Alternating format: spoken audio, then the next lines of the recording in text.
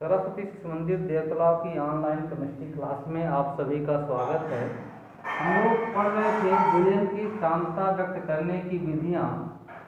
इन्हीं में से आज अपनी दूसरी विधि है। इसके पहले हम लोग नॉर्मलता पढ़ चुके हैं, मोलरता पढ़ेंगे। तो किसी विलयन की मोलरता उसके 1 लीटर में उपस्थित विलेय के मोलों की संख्या है। किसी विलयन की मोलरता उसके 1 लीटर में उपस्थित विलेय के मोलों की संख्या है। विलेय के मोलों की संख्या है। मोलरता क्या है? किसी विलयन के 1 लीटर में उपस्थित विलेय के मोलों की संख्या है मोलरता। अब इसको हम कैसे लिखते हैं गणितीय रूप में? तो देखिए, मोलरता बराबर होता है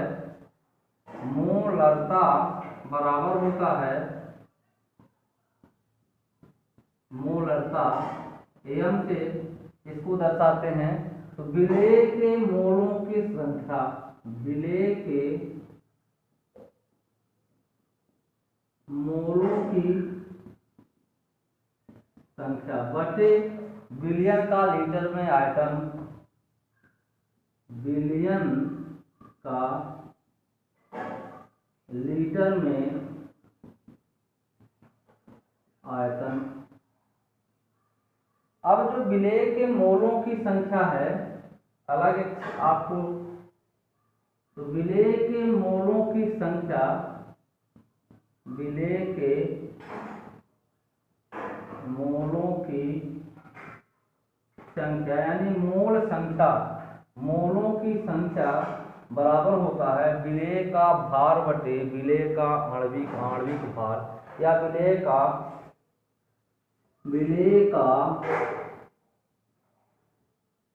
भार बटे विलेय का मोलर मास, विलेय का मोलर मास या मोलर भार, आणविक द्रव्यमान। अब देखिए, विलेय के मोलों की संख्या के जगह में हम लोग लिख देंगे विलेय का भार या बटे विलेय का आणविक भार, या विलेय का द्रव्यमान, या विलेय का मोलर द्रव्यमान। तो मोलरता बराबर हो जाएगा, मोलरता एम बराबर हो जाएगा, एम बराबर विलेय का द्रव्यमान, विलेय का भार को द्रव्यमान लिखते हैं, बटे विलेय का आणविक भार, और गुणे लिखेंगे विलेय का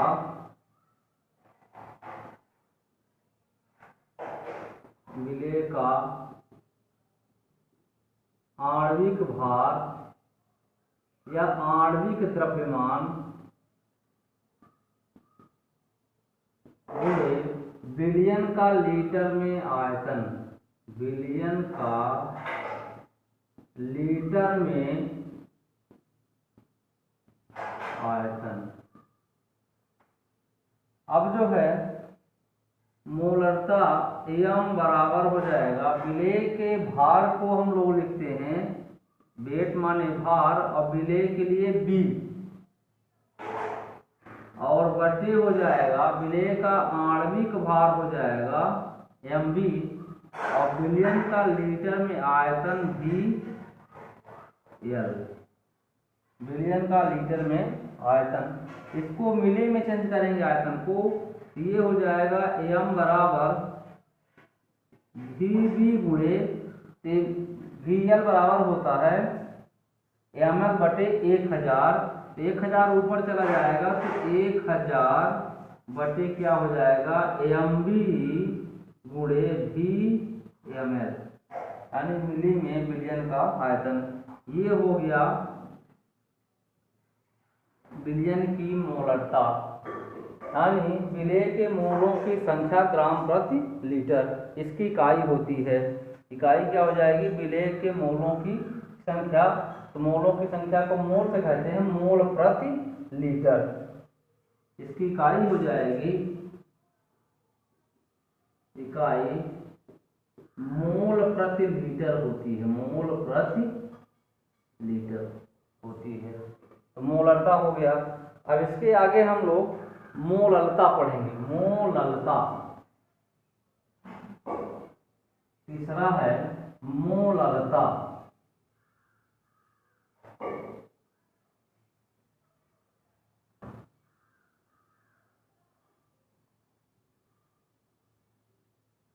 मोललता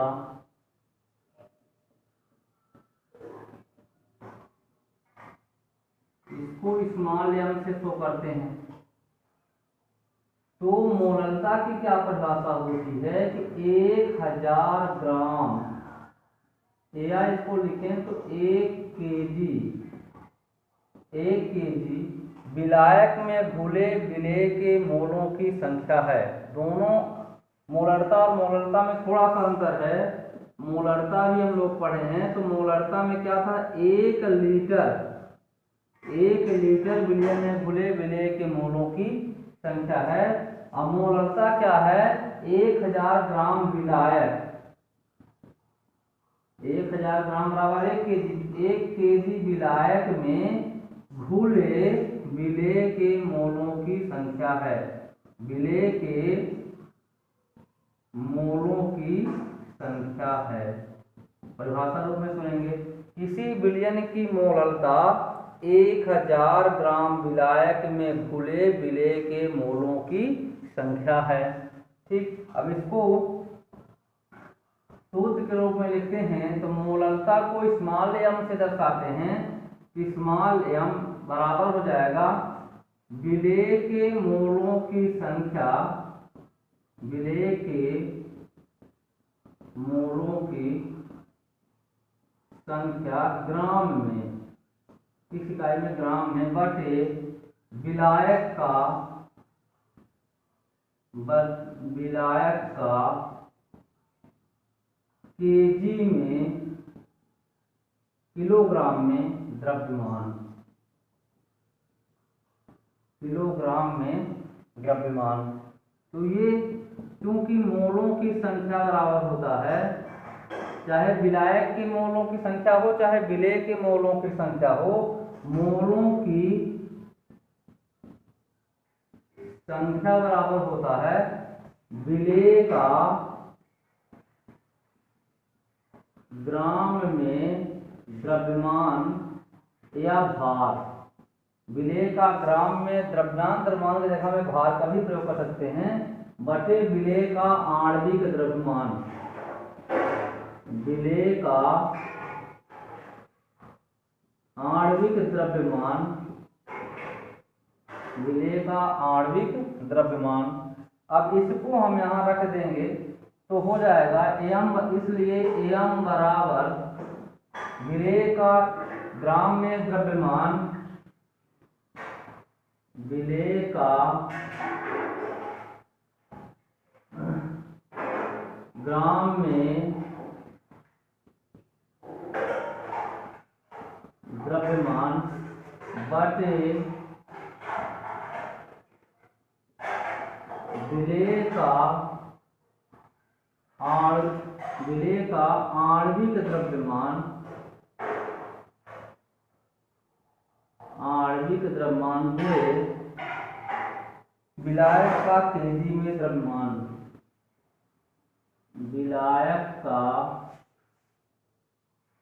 केजी, विलायक का किलोग्राम में, केजी में द्रव्यमान। अब ये किलोग्राम में इसको ग्राम में चेंज करेंगे तो ग्राम बटे 1000 हो जाता है। तो ये हो जाएगा विलेय का ग्राम में द्रव्यमान एम बराबर, तो विलेय का ग्राम में द्रव्यमान बराबर हो जाएगा WB बटे विलेय का आणविक द्रव्यमान गुणे, जब केजी को ग्राम में चेंज करेंगे तो यहाँ पर ग्राम बटे 1000 होगा, तो एक ग्राम बटे 1000 जो होगा 1000 ऊपर चला जाएगा तो यहाँ पर बचेगा WA। ये क्या है? WA विलायक का ग्राम में द्रव्यमान, विलायक का ग्राम में द्रव्यमान। ये क्या बन जाता है? मोललता का सूत्र बन जाता है, जहां WA बराबर ग्राम में विलायक का द्रव्यमान है, द्रव्यमान है। विलयन की मोललता ताप से प्रभावित नहीं होती है, विलयन की मोललता ताप से प्रभावित नहीं होती है, इसको नोट करेंगे।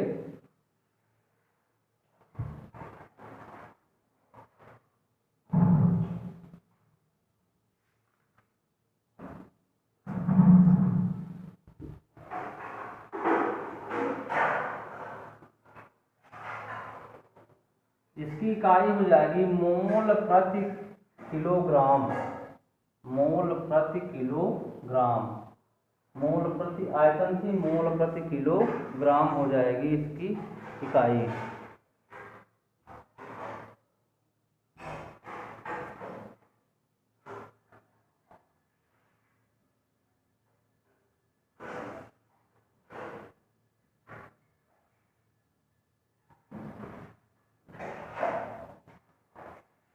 अगला है सांसा प्रस्तुत करने में मोल प्रभाज।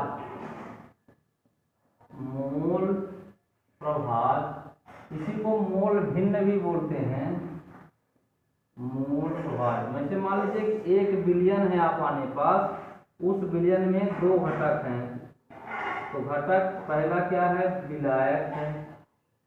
तो विलायक को हम लोग तो करते हैं A से, विलेय है तो विलेय को किससे तो करते हैं B से। द्विअंगी विलयनों का अध्ययन चल रहा है इसमें।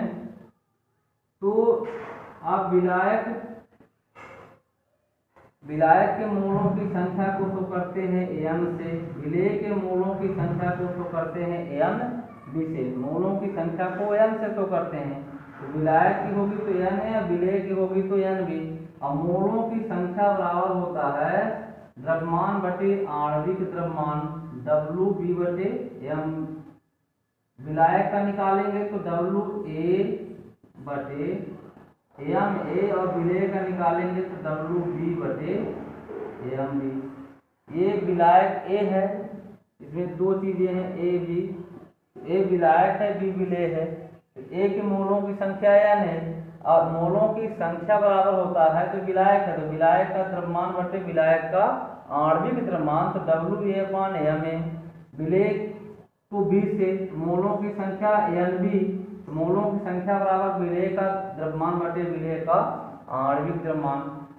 परिभाषा समझेंगे इसकी मोल प्रभाज की। तो किसी विलयन में के किसी विलयन का मोल प्रभाज, किसी विलयन का मोल प्रभाज, मोल प्रभाज को तो करते हैं X से। अब जिस घटक की बात करेंगे, इसमें 2 घटक हैं A और B है, तो मान लीजिए कि A की बात करते हैं, तो किसी विलयन का मोल प्रभाज A, मोल प्रभाज, उसके एक घटक के मोलों की संख्या, हम A की बात कर रहे हैं तो उसके एक घटक यानी Na के मोलों की संख्या तथा उस विलयन में कुल घटकों की मोलों की संख्या का अनुपात है। उस विलयन में जितने भी घटक होंगे उन सभी घटकों के मोलों की संख्याओं का क्या होता है? योग का अनुपात होता है। तो Na प्लस NB हो जाएगा। यानी क्या हो गया? किसी विलयन का मोल प्रभाज उसके एक घटक के मोलों की संख्या तथा उस विलयन में उपस्थित कुल घटकों के मोलों की संख्याओं का अनुपात होता है। इसे X के द्वारा प्रदर्शित करते हैं। A की बात करेंगे तो A हो जाएगा, और B की बात करेंगे तो B। तो यहाँ पर हो जाएगा NB बटे Na और प्लस NB हो जाएगा। ये विलेय का मोल प्रभाज हो जाएगा। तो यहाँ पर आप सूत्र देखते हैं। माना कि कोई विलयन है, कोई क्या है? विलयन है, जिसके मोलों की संख्याएं क्रमशः Na व क्या हो? NB हो। A और B उनके घटक हों, विलयन के घटक हो, तब घटक A का मोल प्रभाज घटक ए का मोल प्रभार इंटू एक्स ए की बात कर रहे हैं तो ए लगाएंगे, घटक ए का मोल प्रभार, घटक ए का मोल प्रभार एक्स ए बराबर हो जाएगा n A upon n A plus n B, तथा घटक बी का मोल प्रभार, घटक बी का मोल प्रभार तो एक्स बी बराबर हो जाएगा n B upon n A plus n B. अब देखिए कोई विलयन हो चाहे उसमें कितने घटक हों, उनके सभी घटकों के योग का मान सदैव एक होता है। यानी किसी विलयन के सभी घटकों के मोल प्रभाजों के योग का मान एक, जैसे x A plus x B बराबर n A upon n A plus n B into n B upon n A plus n B बराबर सदैव क्या होता है एक। यानी किसी विलयन के कुल घटकों के मोल प्रभाजों का योग सदैव क्या होता है, एक होता है। इसको तैयार करेंगे और नोट्स बनाएंगे अच्छे से।